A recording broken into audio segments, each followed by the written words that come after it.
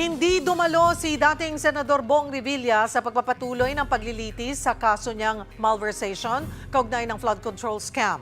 Present naman sa Sandigan Bayan ang defense team ni Revilla na pumalag sa pahayag ni Ombudsman Boy Remulla. Sabi kasi ni Remulla tila may trumabaho raw para payagang magpiyansa si Revilla.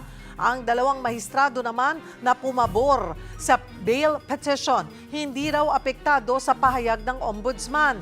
Anila, hindi sila binayaran para sa naging desisyon at nanindigang bumase lamang sila sa ebidensyang ipinresinta ng prosekusyon. Paharap naman sa korte ang state witness na si dating DPWH Undersecretary Roberto Bernardo. Samantala, may natuklasan daw na cauldron of worms si Senator Ping Lacson. Kaugnay ng umano'y mga anomalya sa Taguig City na baluarte ni Senator Alan Peter Cayetano. Kabilang daw dito ang ghost slope protection projects at mga illegal na reclaim na lupa sa Laguna Lake.